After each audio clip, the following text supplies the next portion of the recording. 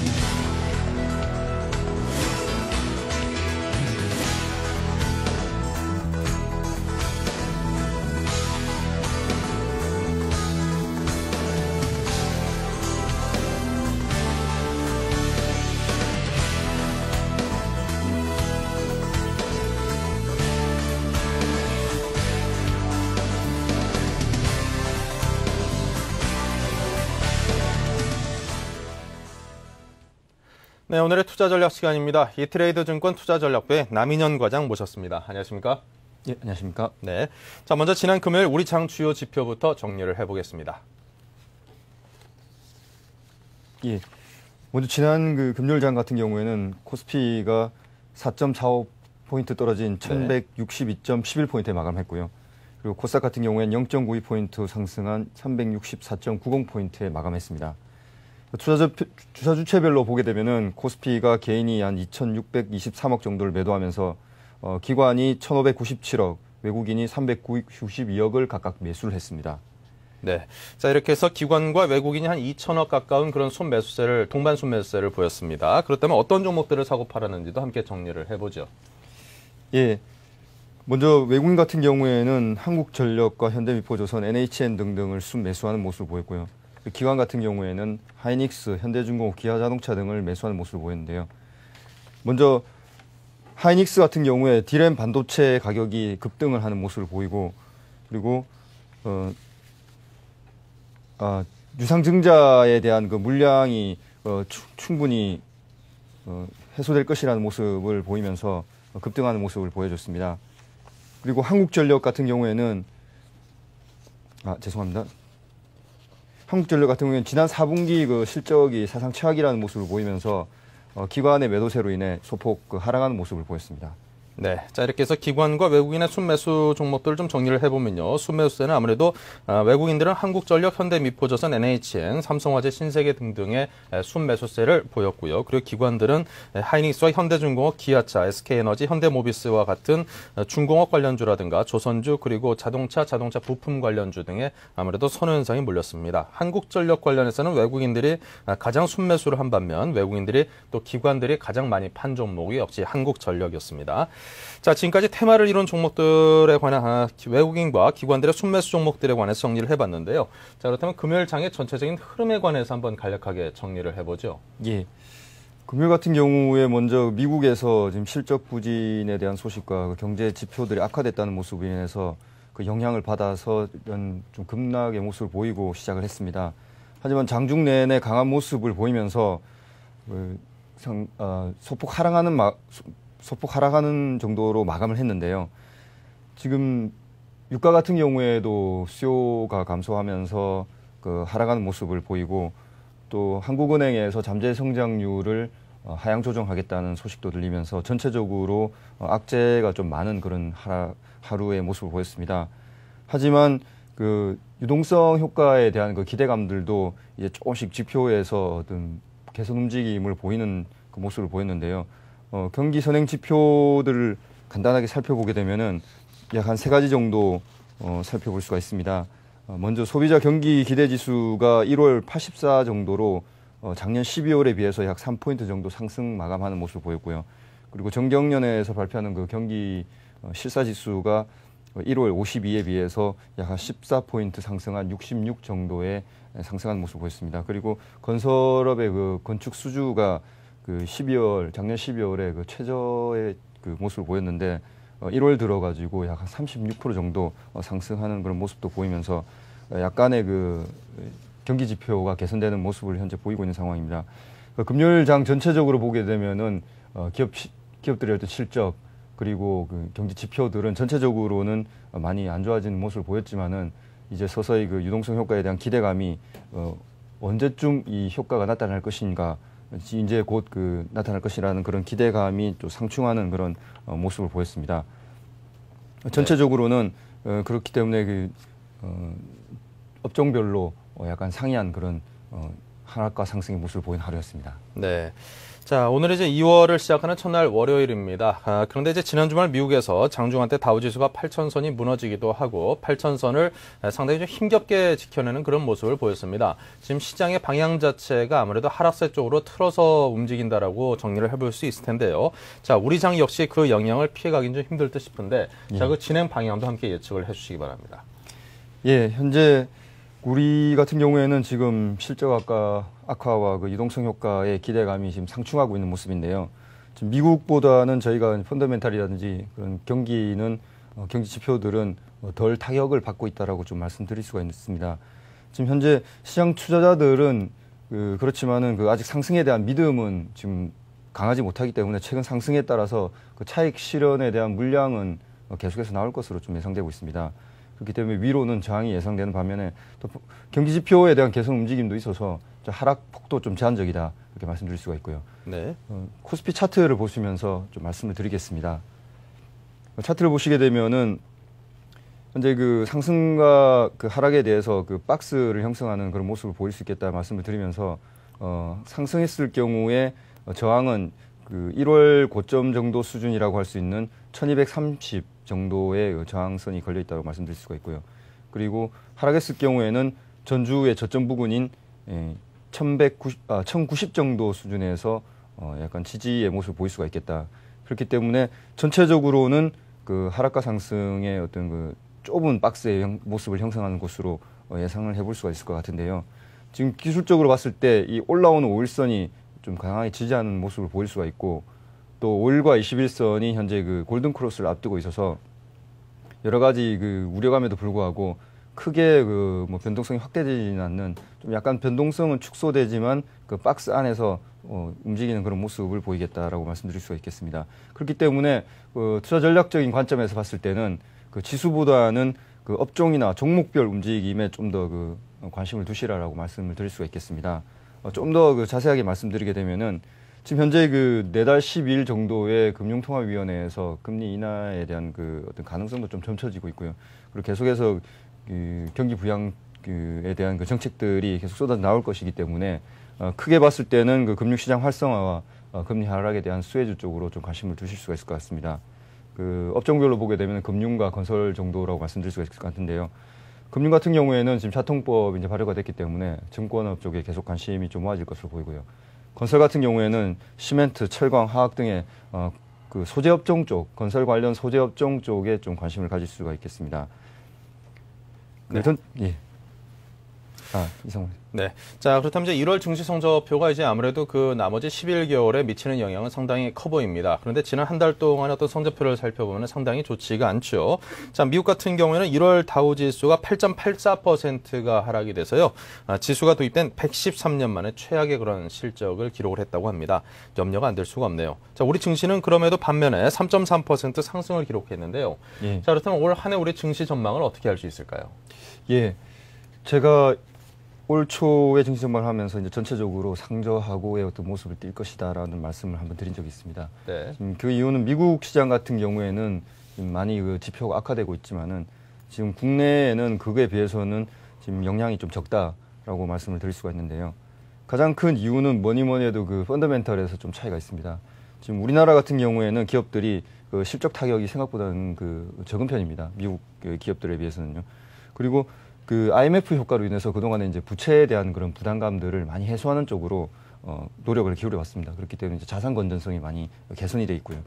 이렇게 이제 기업들의 펀더멘털이 미리 좀 위기에 대한 준비가 어느 정도 돼 있었다고 볼 수 있기 때문에 네. 실적에 대한 타격이 상대적으로 훨씬 적다 말씀드릴 수가 있고요. 그리고 내수 같은 경우에도 저희가 지금 계속해서 내수 부양책을 실시하고 있는데 아무래도 미국보다는 저희가 내수 부양책에 대한 효과가 좀 더 기대될 수가 있겠습니다. 왜냐하면 저희 같은 경우에 저축률이라든지 그리고 또 계속해서 기존에 갖고 있던 금리 수준도 정책의 효과를 계속 발휘할 수 있는 정도의 수준에 계속 있었다고 말씀드릴 수가 있기 때문입니다. 네. 자, 그렇다면 오늘 장에 우리 투자자들이 좀 참고할 만한 전략 포인트도 함께 짚어주시죠. 예. 전체적으로 보게 되면은 역시 실적 악화와 그다음 유동성 효과의 기대감이 언제쯤 나타날 것인가라는 것이 좀 상충되는 모습이고요. 그렇기 때문에 좀 좁은 박스권의 흐름을 보이겠다라고 말씀드릴 수가 있고 한 주 내내 1090에서 한 1225 정도 수준 사이에서 움직이지 않겠느냐라고 말씀드릴 수가 있을 것 같습니다. 그렇기 때문에 지수보다는 업종이나 종목별로 좀 더 관심을 가지시라고 말씀드리겠습니다. 네. 자, 그렇다면 종목과 업종 말씀을 해주셨는데요. 자, 어떤 종목과 어떤 업종들에 관해서 관심을 가져야 될지 관심 가질 만한 기업군에 대해서 좀 압축을 시켜주시기 바랍니다. 예. 먼저 한 5가지 종목을 좀 준비를 해왔는데요. 환인제약, LG생활건강, 삼양사, 테스, 그리고 SK 브로드밴드 등을 준비해왔습니다. 5개 종목 중에서 먼저 환인제약하고 LG생활건강에 대해서 조금 더 자세히 말씀을 드리도록 하겠습니다. 네. 네, 환인제약 같은 경우에는 지금 정신신경과 치료제의 특화를 통해서 매출 집중도가 많이 향상이 됐습니다. 이 정신신경과 치료제 같은 경우에 지금 매출 비중이 한 71% 정도 차지하고 있는데요. 실적 개선에 많이 도움이 되고 있는 것으로 나타나고 있고요. 그리고 주력 상품인 우울증 치료제인 렉사프로와 위궤양 치료제인 유락티네 같은 경우에는 지금 높은 인지도를 계속 유지하고 있고요. 매출 성장에 상당히 기여를 하고 있는데 작년 4분기 같은 경우에 한 40% 정도가 성장을 했습니다. 그리고 특히 재무 건전성이 좀 우수한 편인데요. 무차입 경영을 통해서 낮은 부채 비율을 계속 유지하고 있고요. 또 업종 평균인 PER 약 12배 정도에 비해서는 굉장히 좀 낮은 PER 8배 정도 수준을 계속 유지하고 있다는 것이 가장 중요한 포인트겠습니다. 네. 자, 그렇다면 이제 환인제약에 관해서 말씀을 해주셨습니다. 매출 집중도가 확대되고 있고 그리고 주력 상품의 양호한 매출 성장 등등 이런 호재들이 작용을 하고 있는데요. 자, 그렇다면 이 종목에 접근할 때는 가격대를 어느 정도로 접근하는 게 좋겠습니까? 예, 차트와 함께 말씀을 드리도록 하겠습니다. 네. 예, 먼저 매수가 같은 경우에는 지금 전일 종가 수준이 한 12,000원 정도에서 한번 기대를 해볼 수가 있을 것 같은데요. 말씀다시피 장이 앞으로 크게 상과 하락의 어떤 방향성이 크진 않을 것으로 보기 때문에 목표가는 한 14,000원 정도 수준에서 한번 잡아봤고요. 네. 그리고 손절 같은 경우에는 지금 60일선의 지지가 계속 예상이 되기 때문에 약 한 11,500원 정도 수준을 이탈했을 경우에는 손절 한번 해보시라라고 말씀드릴 수가 있겠습니다. 네. 자, 그 다음에는 이제 LG 생활건강에 관한 설명도 한번 청해서 들어보겠습니다. 예. LG 생활 같은 경우에는 지금 높은 시장 점유율 그리고 안정적인 그런 성장세를 계속 보이고 있는 종목입니다. 생활용품 사업하고 경기 비탄력적인 그런 화장품 사업이 매출의 중요한 포인트를 차지하고 있는데요. 적절하게 적절하게 경기 하락기에 방어를 해줄 수 있는 그런 사업 포트폴리오를 구성하고 있다라고 말씀드릴 수가 있겠습니다. 그리고 방문 판매와 프리미엄 판매 채널, 즉 백화점 같은 경우에서 통해서 나가고 있는 그런 매출 비중들도 꾸준히 확대되고 있는 모습이고요. 그렇기 때문에 화장품 사업의 수익성은 계속해서 개선될 것이다라고 말씀드릴 수가 있겠습니다. 그리고 자회사인 코카콜라 보틀링이 흑자 전환을 작년 2008년도 회계 기준으로 성공을 했습니다. 그렇기 때문에 계속해서 좋은 영향을 받을 것으로 보이고 있습니다. 네, 자 가격대도 함께 정리해 주셔야죠. 예, 차트를 보시면서 말씀을 드리겠습니다. 네, 지금 매수가 같은 경우에는 11선이 있는 16만 원 정도 선에서 한번 매수해 보시라고 말씀드릴 수가 있을 것 같고요. 그리고 목표가 같은 경우는 12월 고점이 있었던 19만 원 정도, 그리고 손절 같은 경우에는 1월 저점이 있는 약 15만 원 정도 선에서 해보시라고 말씀드리겠습니다. 네. 자, 이제 실적 시즌이 또 중반을 넘어섰습니다. 이제 국내 많은 기업들이 실적을 발표하면서 이제 어닝 쇼크를 보여준 그런 기업들도 적지 않은데요. 또 반면에 실적이 상당히 또 좋아지는 그런 기업들도 적지 않다고 알려지고 있습니다. 자, 이 기대감을 높이고 있는 실적치 상향 추정 종목들도 있지요. 예. 현재 어닝 서프라이즈가 기대되는 그런 종목군들이 몇 가지가 좀 눈에 뜨이는데요. 한진중공업, 대우조선해양, 현대상선, 그리고 두산, 그리고 현대모비스, 효성, 한솔재지, 한화, 아모레퍼시픽 등등이 지금 주목받을 것으로 생각되고 있습니다. 네. 자, 다시 한번 정리를 해드리면 한진중공업, 대우조선해양, 현대상선, 두산, 현대모비스, 효성, 한솔재지, 한화, 아모레퍼시픽 등 이렇게 9가지 종목이 아무래도 실적들이 상당히 좋게 나올 수도 있다라는 그런 시장의 어떤 전망을 받고 있는 그런 좋아 보이는 기업들입니다. 참고하시기 바랍니다. 자, 지금까지 이트레이드 증권 투자전략부의 남인현 과장과 함께 이야기를 나눴습니다. 고맙습니다. 예.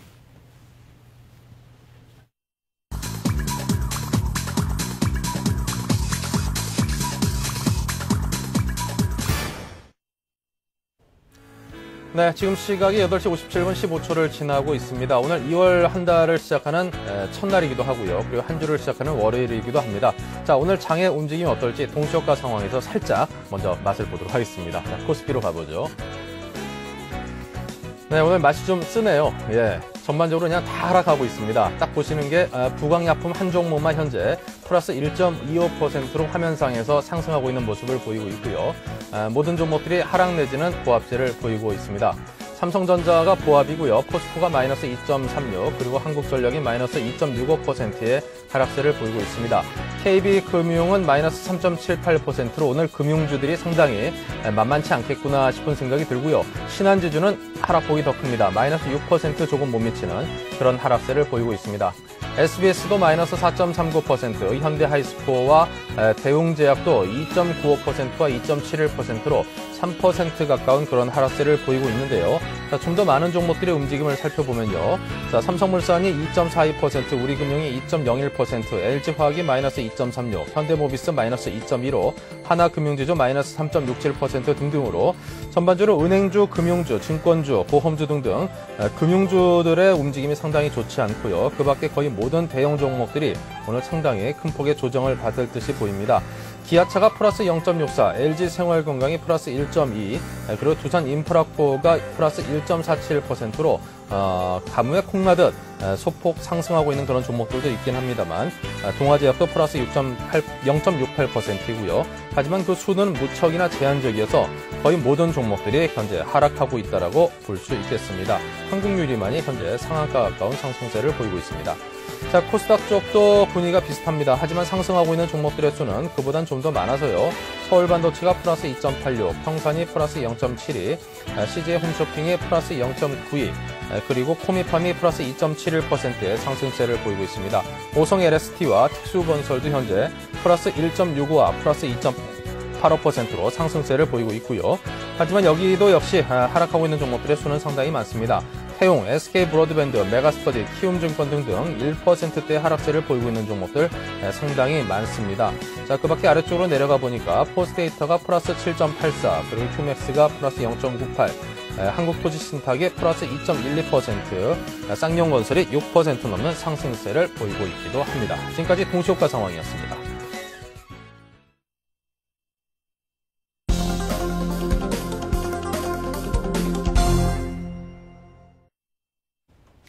네, 동시효과 상황으로 짚어본 양시장의 움직임은 코스피는 아무래도 적지 않은 폭의 하락, 그리고 코스닥은 소폭 하락 내지는 소폭 상승을 점쳐볼 수 있을 것 같습니다.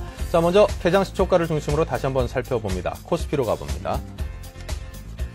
네, 삼성전자는 여전히 보합세입니다. 포스코가 마이너스 1.94, 한국전력이 마이너스 2.30%이고요. 신한지주가 마이너스 6.32%로 하락폭이 굉장히 큽니다. 자, 그 밖에 금융주의 움직임이 상당히 좋지 않은데요. 자, 현대상선도 역시 마이너스 3.38%이고요.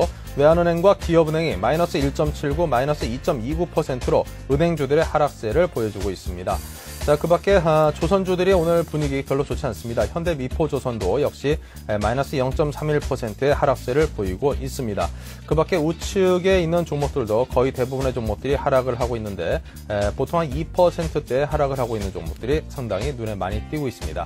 자, 코스닥 쪽의 움직임은 어떨까요? 코스피보다는 조금은 낮습니다. 서울반도체가 플러스 3.27을 비롯해서 CJ홈쇼핑과 코미팜이 0.26, 0.92%의 상승을 보이고 있습니다. 하락하고 있는 종목들의 수도 무척 많긴 합니다만, 하지만 그 수는 상당히 제한적이고요. 소디프 신소재가 마이너스 2.53% 정도의 하락세가 상당히 큰 폭의 하락세를 보여주고 있습니다. 자, 상승하고 있는 종목들의 수가 상당히 많지요. 포스데이터가 플러스 11.42%의 상승을 비롯해서 강보합 내지는 약 2%대까지의 상승을 보이고 있는 종목들이 있습니다. 쌍용건설이 플러스 4.95%의 상승을 보이고 있습니다. 네, 좀 더 자세한 출발 시황을 정리해 보겠습니다. SK증권 투자전략부의 김영준 연구원 전화 연결돼 있습니다. 안녕하십니까? 안녕하십니까? 네, 이 시각 현재 출발 시황부터 정리해 보죠. 예, 전주말 미증시는 시장의 우려에도 불구하고 GDP 성장률이 예상치를 상회하는 모습을 보였습니다만, 배드뱅크 설립의 난항에 대한 우려와 캐터필러 그리고 엑슨모빌 같은 주요 기업들의 실적 악화로 인해 소폭 하락세를 보이는 모습이었습니다. 이러한 분위기 탓으로 국내 증시는 하락 출발을 하는 모습을 보이고 있는데요. 코스피 지수는 1.49% 하락한 1144.81을 기록을 하고 있고요. 코스닥 지수 같은 경우는 0.33% 오히려 상승한 366.10포인트를 기록을 하는 모습입니다. 업종별로 살펴보면 암만 해도 소형주는 상승하는 반면에 대형주의 낙폭이 좀 다소 크게 나타나고는 모습을 보이고 있는데요. 전기가스나 운수 장비, 그리고 철강 및 금속, 그리고 금융업이나 은행업종, 운수 창고업종 등이 하락하는 모습을 보이고 있습니다. 네. 자, 현재 코스피가 마이너스 1.37% 하락을 했고요. 코스닥은 반대로 상승을 하고 있습니다. 하지만 상승폭은 크지 않아서 플러스 0.42%입니다. 자, 오늘 참 어떻게 대응하는 게 좋을까요? 양시장의 움직임이 갈리는데요. 예, 전주말 미국의 GDP 성장률은 예상치 마이너스 5.5%를 다소 상회한 마이너스 3.8%를 기록하는 모습이었습니다. 그러나 여전히 2분기 연속 마이너스를 기록하고 있다는 점에서 호재로 인식되기는 다소 좀 어려운 부분이 아니었나 이렇게 생각이 됩니다. 결국 문제는 추가로 악화된 지표에 시장이 어느 정도 내성을 찾아가느냐가 핵심인 것 같고요. 이에 따라서 주말로 예정되어 있는 고용지표에 관심을 좀 가져볼 필요가 있다고 생각이 됩니다. 시장이 전반적으로 박스권 흐름이 이어지고 있는데요. 배드뱅크 논의가 인수 가격이나 인수 규모 같은 형식적인 면이 구체화되고, 또한 경기 부양안이 상원에서 표결되는 14일을 전후로 해서 기대감이 일부 좀 유입될 수 있다는 점에 관심을 좀 가지고 접근을 해봐야 될 것 같고요. 따라서 이러한 기대감의 유입이 일어나는 쪽은 아무래도 대형주보다는 중소형주로 이어질 가능성이 높지 않나 이렇게 생각이 됩니다. 네. 자, 관심 가질 만한 기업들과 업종에 관한 소개도 해주십시오. 예, 일단 시장에 접근하는 포인트 자체가 하락하고 있는 지표와 이에 따른 경기 회복의 기대감 유입이라는 점을 좀 잊지 말아야 될 거라고 생각을 합니다. 따라서 관심을 가지고 지켜보는 업종은 암만 해도 여전히 낙폭이 컸던 경기 민감주가 아닌가 이렇게 생각이 됩니다. 다만 접근 방식에 있어서는 기대감이 절대적일 수는 없다는 점을 좀 인식할 필요가 있다라고 생각이 되고요. 따라서 어느 정도 트레이딩 관점을 유지하면서 현실적으로 좀 접근하는 것이 필요하지 않나 이렇게 생각이 됩니다. 네. 자, 지금까지 SK증권의 김용준 연구원과 이야기 나눴습니다. 고맙습니다. 감사합니다.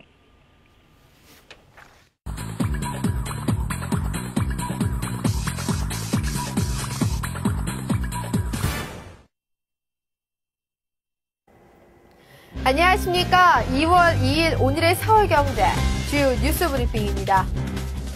시중은행들이 신규 개인 신용대출을 사실상 중단했습니다. 경기 침체로 연체율이 높아지자 리스크 관리 차원에서 대출 억제에 나선 것입니다. 국민, 우리 등 6개 은행의 개인 신용대출 잔액은 한 달 만에 1조 3천억 원이나 줄었습니다. 경기 한파에 신용대출도 얼어붙은 형국입니다. 증권선물거래소가 이르면 4월 코스닥 시장에만 투자하는 2천억 원 규모의 펀드를 출시할 계획입니다. 과거 국민연금이 코스닥 전용 펀드를 출시한 적은 있었지만 거래소가 직접 나서기는 이번이 처음입니다. 전용 펀드의 벤치마크는 코스닥 100 지수가 될 것으로 보입니다. 지금보다 10배나 빠른 인터넷 서비스와 HDTV보다 16배나 선명한 TV를 즐길 수 있게 됐습니다. 방송통신위원회는 오는 2013년까지 34조 1천억 원을 투입해 인터넷 기반의 초광대역 융합만을 구축하기로 했습니다. 또 2015년에는 일반 전화가 인터넷 전화로 완전히 대체됩니다. 이론과 이념 수업에만 치우쳤던 일선 학교의 경제교육이 체험과 실용 중심으로 확 바뀝니다. 올 4월부터 기업 현장 방문과 모의 주식시장 체험, 경제 캠프 등을 개최하기로 했습니다. 교사, 학생, 그리고 일반인들이 이론과 실무를 아우르는 경제형 인간이 될 것으로 기대됩니다. 오바마 대통령이 미국과 중국의 환율 갈등 진화에 나섰습니다. 오바마 대통령은 30일 푸진타오 주석과의 전화통화를 갖고 건설적인 양국 관계 구축과 글로벌 위기 극복에 협력하기로 했습니다. 푸진타오 주석은 오바마 대통령에게 이른 시일 내에 중국을 방문해 줄 것도 요청했습니다. LG그룹 계열사들이 연간 경영계획 없이 1개월 단위의 비상경영체제에 돌입했습니다. 글로벌 시장의 불확실성이 커지면서 연간 계획을 세우지 못한 탓입니다. 이로써 LG그룹의 상반기 투자와 채용도 늦춰지거나 축소될 가능성이 커졌습니다. 연말 연초에 줄줄이 오른 식품 및 생활용품 가격 오름세가 좀처럼 꺾이지 않고 있습니다. 지난 연말부터 식용유, 참기름 등 가공식품, 샴푸, 린스 등에 올린 데 이어 올해 즉석밥률은 10% 정도 인상됐고 전통주도 5에서 8% 정도 상승했습니다. 화장지, 세제 등도 품목별로 잇따라 인상되고 있습니다. 국내 기업들이 법원에 회생을 신청한 건수가 366건으로 지난해 이후 전년 대비 3배 이상 폭증한 것으로 나타났습니다. 금융위기가 본격화된 지난해 9월 이후 회생 신청 건수가 폭발적으로 증가했고 올해 들어서만도 62건이나 접수됐습니다. 법인 회생 신청은 대부분 중소기업들입니다. 이상 오늘의 서울경제 주요 뉴스 브리핑이었습니다.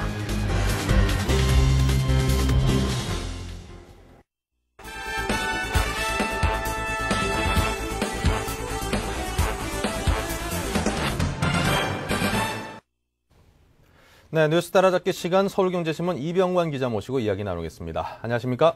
네, 안녕하세요. 네. 자, 우리 주요 은행들이 올해 들어서 신규 개인 신용대출을 약속이나 한 듯이 일제히 중단을 하고 있다고 하는데, 자, 어떤 내용입니까? 어느 정도 사실 좀 예견됐었던 건데요. 네. 알다시피 지금, 은행들이 지금 경기 침체에 따라서 개인이건 기업이건 이제 대출 부실, 앞으로 연체, 내가 돈을 꿔주고 못 받는 게 아닌가라는 이제 걱정들을 자꾸만 많이 하고 있습니다. 그래서 지금 실제로 보면요, 은행권이 올 들어서 1월 달에 한 1,000억 원에서 6천억 원씩 개인 신용대출을 줄였습니다. 이 같은 것은 이제 전체적으로 보면 국민, 우리, 신한, 하나 주요 6개 은행을 보게 되면은 1월 달 잔액이 91조 9,900억 원인데 이것은 지난 12월 말 대비해서 1조 3천 원이 줄어든 겁니다.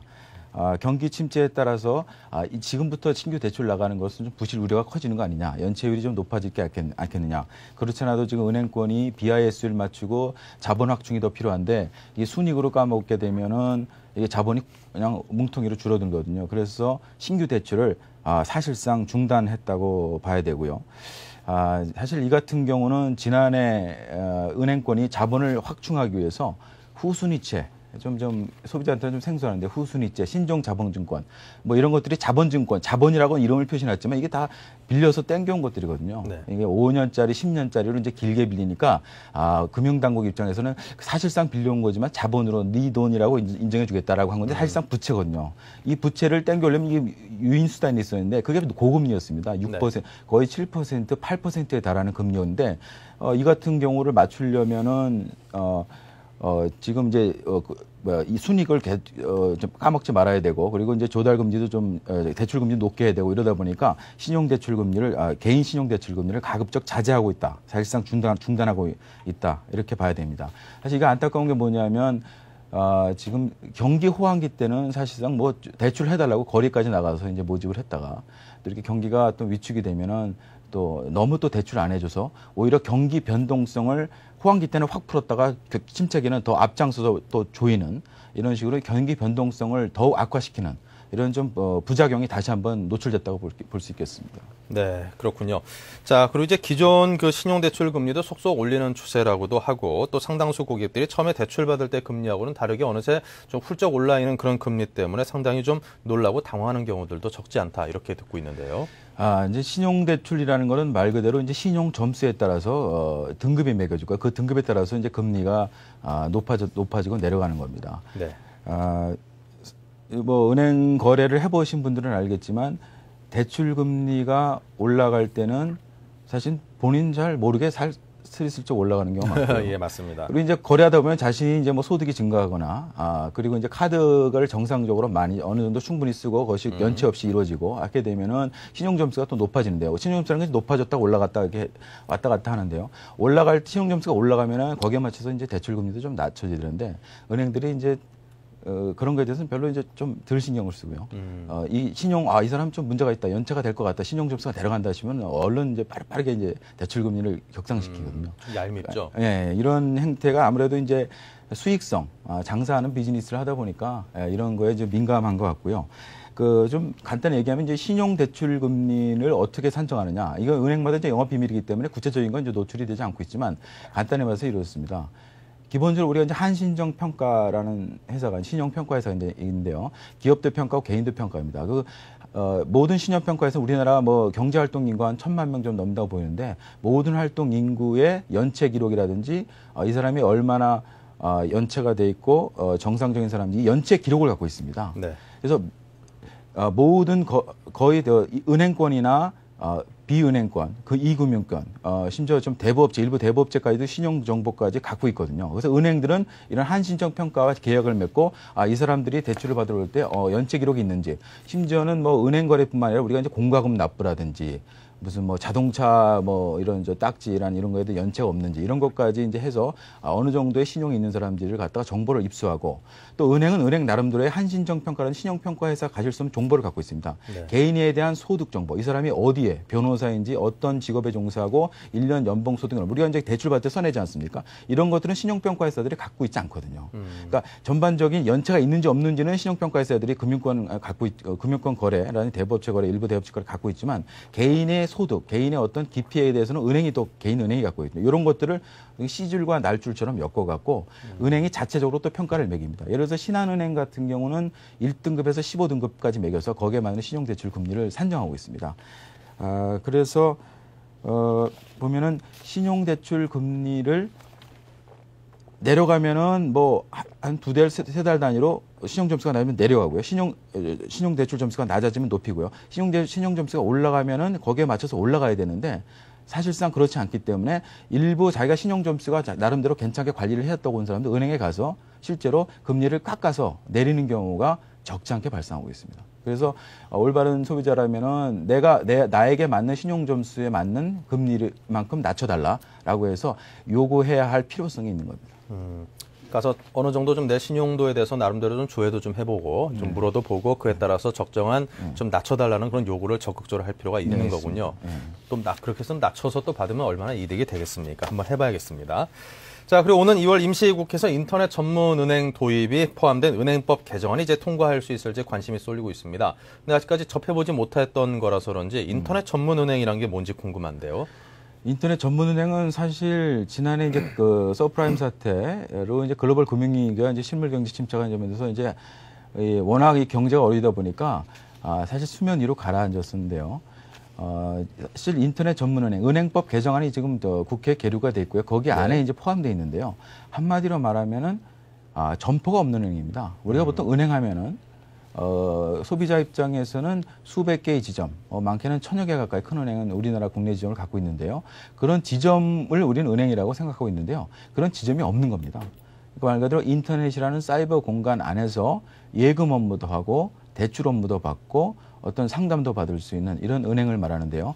인터넷 은행이 도입되게 되면은 지점이 없어지기 때문에 사실 은행의 비용의 상당 부분 거의 수조 원에 달하는 돈이 인건비거든요. 임직원 인건비. 많게는 2만 명이 넘는 은행들이 이제 그 주요 은행들을 갖고 있는데요. 그러니까 수조 원에 나가는 이 수조 원의 인건비가 사실상 거의 한 뭐 10% 이내로 뭐 5% 이내로 줄어들 수 있다는 거거든요. 이 점포를 만들려면 거기에 이제 부동산도 사야 되고 뭐 구입을 한다든지 전세를 하면 또 전세를 내야 되고 거기 인건비가 부담이 되고 여러 가지 부대비용이 많은데 그런 것들이 한마디로 없어지면서 비용을 절감하고 그 비용 절감하는 부분을 예금 이자를 높여준다든지 수수료를 아예 제로로 한다든지 대출 이자를 오히려 좀 싸게 한다든지 이래서 굉장히 은행권 기존 오프라인 은행권에 아주 혁신적인 어떤 변화를 몰고 있는 어떤 핵으로 예상이 되고 있습니다. 네. 자, 그렇다면 이제 인터넷 전문은행이 설립이 된다면 기존 은행 판도에 어떤 큰 변화가 불가피하게 생길 수밖에 없을 것 같은데, 자, 그렇다면 인터넷 전문은행 산업이 성공을 하려면 주요 어떤 변수들이 성숙이 되어 있어야지만 성공할 수 있겠습니까? 먼저 좀 인터넷 전문은행의 어떤 금융 역사적 좀 단계적 발전을 좀 제가 한번 거슬러 올라가 보면요. 예. 이게 사실 인터넷이 있기 때문에 이제 우리가 이제 발생되는 것들이 있거든요. 처음에는 이제 마이크로소프트 이제 빌 게이츠라는 아주 그 해안을 가진 사람이 이제 이런 꿈을 꿨거든요. 이제 내가 60년대, 70년대 때 모든 국민의 우리나라 개인 가정에 한 대의 PC를 내가 심겠다. 네. 라는 것이 이제 그 초석이 됐고요. 그게 이제 어떤 1단계라면 어느 PC 세대. 2단계는 그것이 인터넷으로 연결되면서 서로 정보 교환, 정보를 집중하고 그것을 정보를 나눠줄 수 있는 그런 2단계 정보 유통 고속도로, 인터넷상의 정보 유통 고속도로가 만들어졌거든요. 그걸 2단계로 볼 수 있는데요. 우리가 잘 걷는 뭐 네이버, 그리고 이제 외국계 같은 게 구글, 이런 것들이죠. 이런 네이버, 구글이라는 거는 사실 뭐 실체가 뭐 본사 하나 있고요. 그리고는 이제 모든 국민, 우리나라 1000만 명, 뭐 4천만 명이 넘는 사람들이 그 인터넷에 들어가서 네이버에 접속함으로써 어떤 정보를 받고 돈을 내든지 아니면은 그 정보 어떤 사람이 모이니까 거기에 대해서 광고 수익, 인터넷 광고 수익, 이런 게 정보 유통 고속도로를 선점함으로써 이익을 얻는 네이버, 구글 같은 회사가 이제 2단계로 보면 3단계는 이제 그 돈. 우리가 이제 실제 말해서 인터넷상으로 우리가 이제 결제를 하고 있거든요. 우리가 이제 쉽게 말해서 어떤 간단한 뭐 동영상, 간단한 정보를 갖고 휴대폰 결제한다든지 우리가 소액 결제는 이미 소액 결제 회사가 있거든요. 광의 의미를 보면 그런 회사도 금융회사거든요. 그러니까 통신과 금융이 융합되어 있습니다. 이미 소액 결제의 경우에는. 그런데 지금 인터넷 전문은행은 그 3단계를 넘어서 4단계로 넘어가는 걸 볼 수 있는데요. 이제는 은행에 우리가 예치하는 그 수백조 원, 수십조 원의 자산을 바로 인터넷이라는 사이버 공간상에 예금해야겠다는 거거든요. 결국 이 4단계에 가 성공해야 되려면 가장 그 관건은 사실 중요한 부분이 있습니다. 우리가 소액 결제나 이런 것들은 뭐 10,000원, 20,000원이기 때문에 쉽게 우리가 이건 뭐 어느 정도는 쓸 수 있는데 만약에 자기 돈 3천만 원, 4천 전 재산을 갖다가 은행에 놓겠다 그러면 신뢰가 있어야 되는 겁니다. 그렇죠.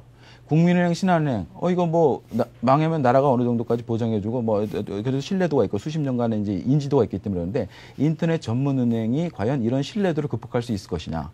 결국 이 신뢰도가 중요한 관점이고요. 이 신뢰도를 극복하려면 자금 조달에 대해서 어느 정도 적정성이 확보해야 되고 그거에 대해서 계속 유지가 되고 예금이나 대출금리의 안정성으로 인해서 신뢰받을 수 있다.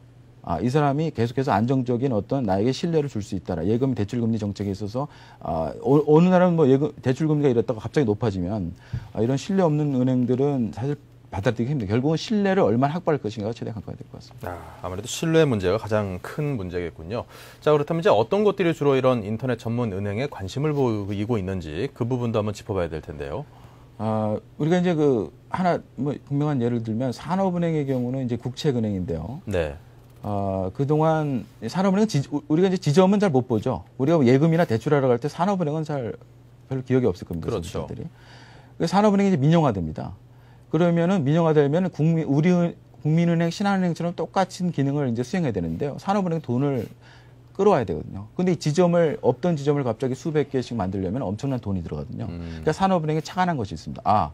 인터넷 은행이 이제 올해 도입되면 우린 인터넷 은행으로 가자. 돈 많이 들여서 사람 구해서 지점 구하고 건물 사서 수백 개 지점을 깔 필요 없이 우리 인터넷으로 가보자. 그래서 산업은행이 가장 적극적입니다. 인터넷 전문은행을 도입하는 과정에서부터 산업은행 관계자가 아주 밀도 있게 관여했고요.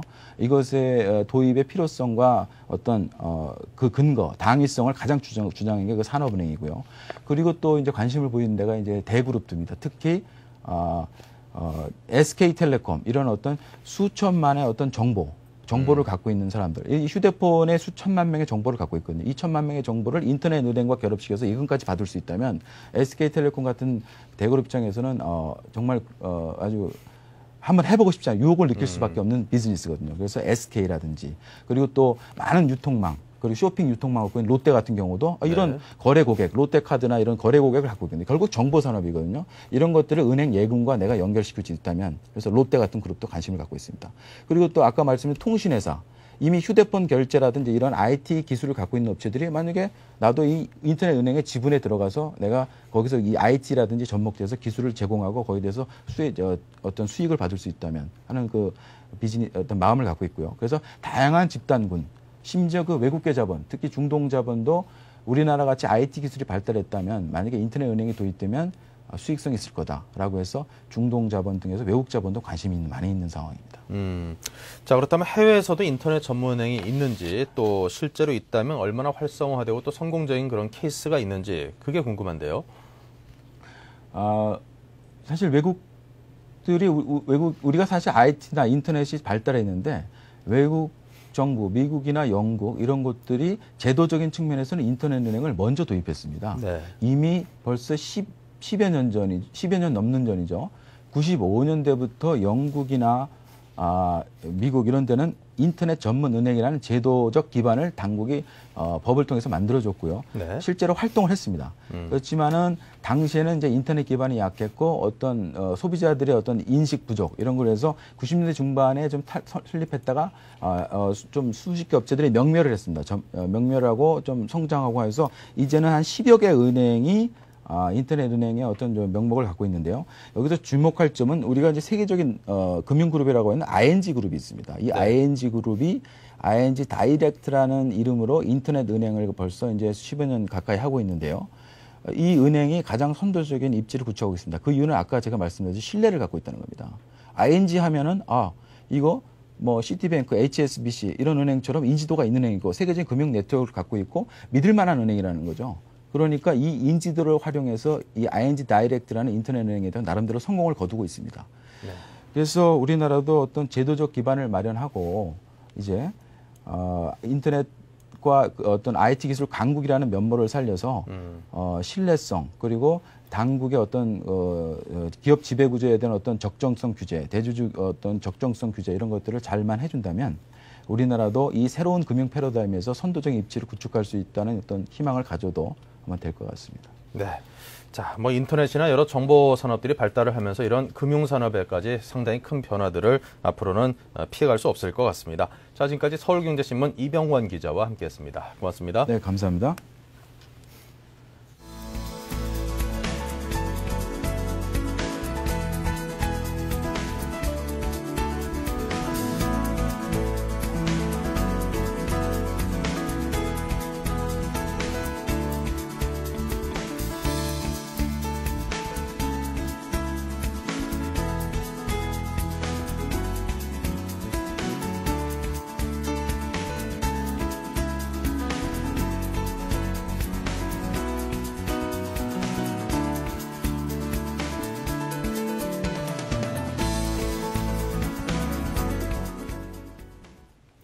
네, 오늘 2월 들어서 처음으로 거래되는 오늘 첫 거래일인데 오늘 양시장의 움직임이 조금 갈리고 있습니다. 코스피는 0.94%가 하락한 1151포인트, 1150포인트 선의 지지를 시험을 받고 있고요.